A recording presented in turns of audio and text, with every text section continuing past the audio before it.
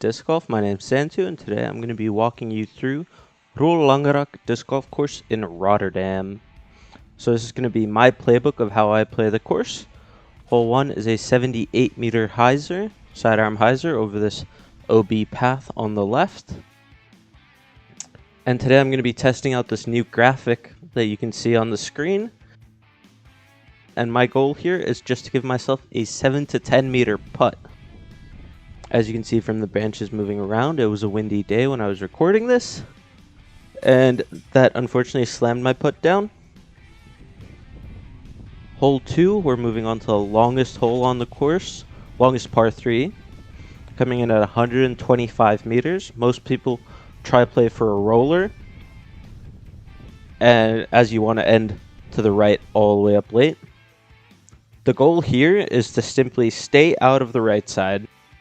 I pulled over my drive, as you can see from this graphic here, but thankfully it cut rolled back towards the fairway, and my goal is usually anything past the tee pad of 12 that you could see, leaving you with a relatively short upshot, and hopefully take your par and move on to hole 3. Hole 2 is really important to get your par if you want to score well.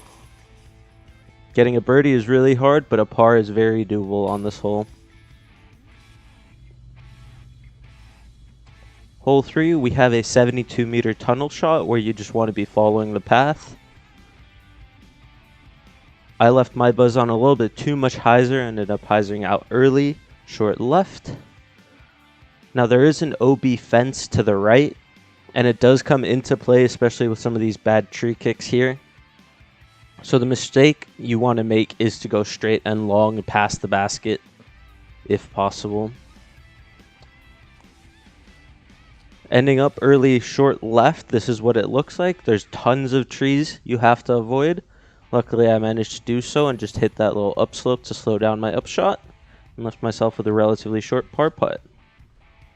Hole 4, my goal is to just throw something straight. It's an 84-meter straight shot is good enough. You can fade at the end as the basket is off to the left, but it's not necessary. It's just overcomplicating the hole. You do have to make this double mando though, that is absolutely necessary. Some days it is much more in play than others, especially if it's windy here. And it does feel much tighter when you're actually on the course standing at the tee pad. Now I left myself with a long putt here. Just tried giving it a soft little bid and leaving it close for a par putt. Hole 5 placed the same basket as hole 4 as a 95-meter, either hyzer flip down the middle, like I'm trying to do here. But again, left it on a little too much hyzer and just hyzers out. There is also this hyzer play around the right side, which I personally do not like as there are more trees over there. And gets a little iffy with that OB path off to the right.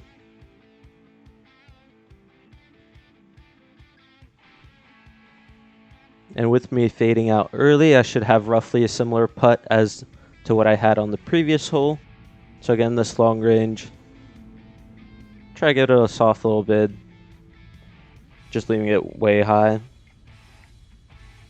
But most importantly, you want to be taking your par. These last two holes, hole 4 and hole 5, are good birdies to get, but by no means a must birdie.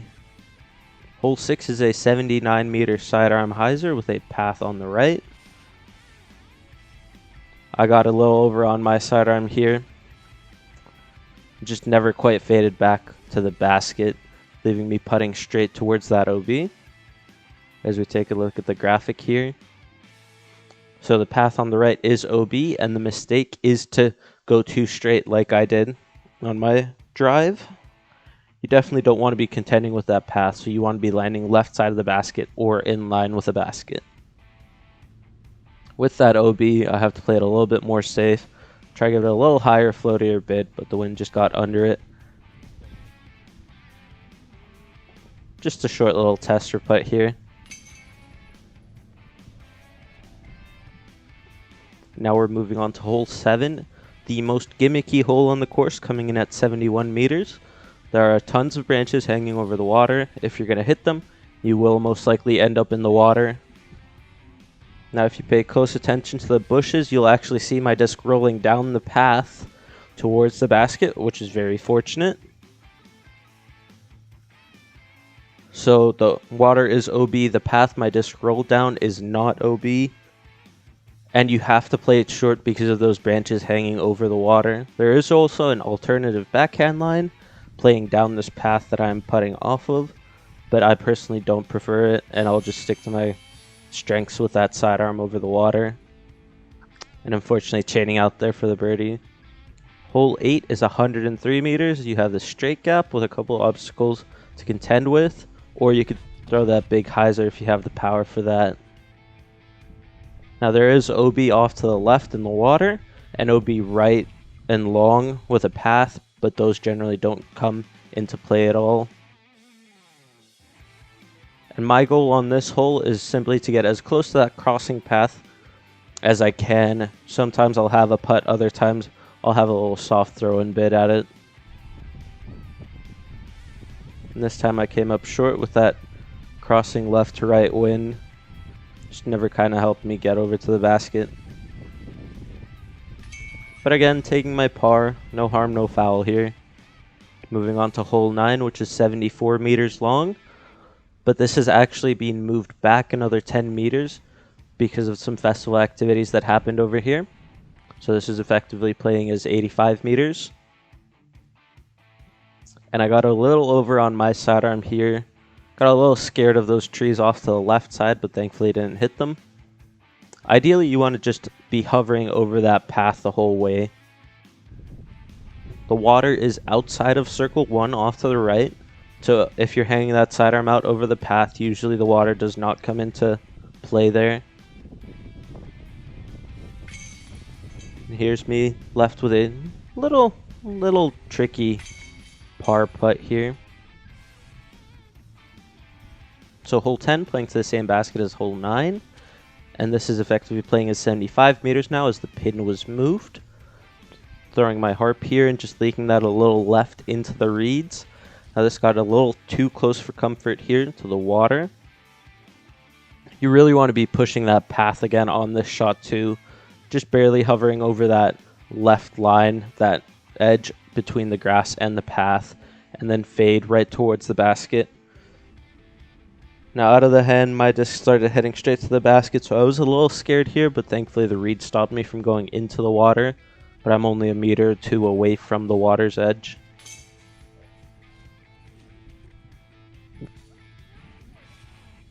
Hole 11 is our only par 4, coming in at 174 meters. You're really just trying to throw it as far as you can here. As long as you're not going OB right, you should have something available. I'm throwing my Star Wraith. Had to disc up a little bit into this wind to make sure that it doesn't drift too far right or left. Now my ideal shot on this hole is just perfectly straight towards the basket, and this opens up that left side for me that you can clearly see here. I'm trying to throw a low sidearm, but just leaked that a little high and got over on it. Never really stood a chance to get to the green. Now some cases where you might have a little bit shorter drive to it, a quick flip roller also plays very well, or if you leak too far left off your first shot, there's also a big backhand hyzer over the trees. But for my liking, there's just a few too many trees to contend with. And I'm just left pitching up for a par here. This is definitely a very satisfying birdie to get with those guardian trees there at the end. Hole 12 is very tricky, coming in at 95 meters. I'm trying to throw a little bit of a flex shot with an overstable disc here and really have it fade aggressively back towards the basket.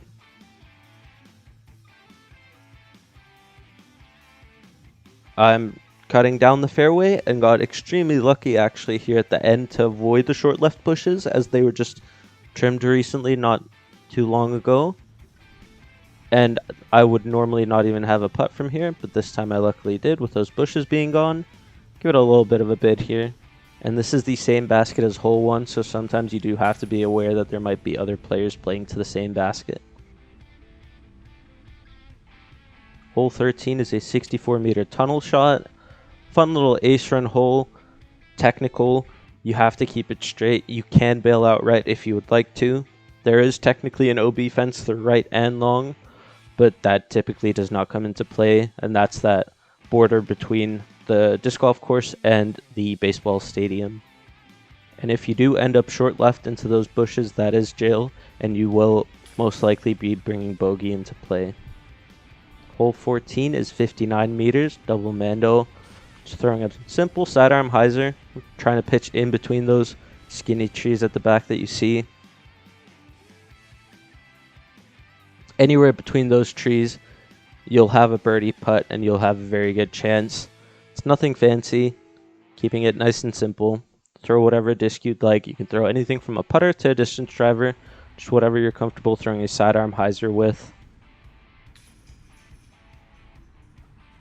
Hole 15 is a 94-meter hole. Just trying to punch something flat, straight down the right side, and then fade aggressively right around those guardian trees and kind of play my luck, whether that's before or after the guardian trees.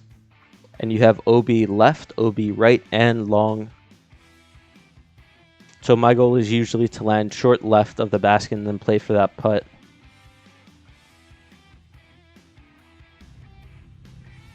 Just outside of circle 1. This time I ended up fading right before the guardian trees and converting the putt.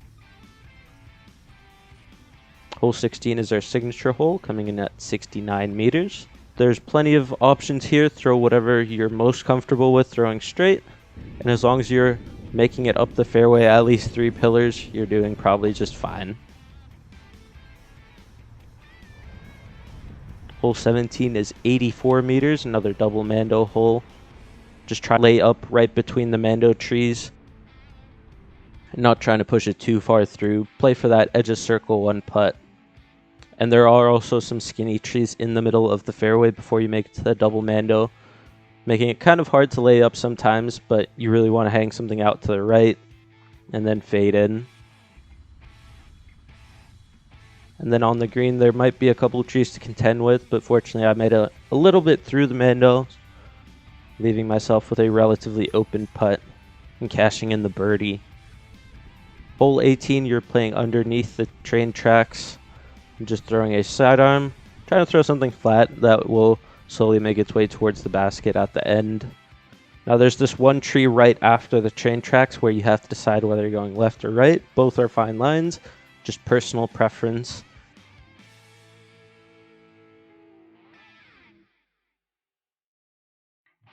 This time I parked it, leaving myself with this relatively easy tap in. If you enjoyed what you saw, don't forget to leave a like, comment, and subscribe. Thanks for watching.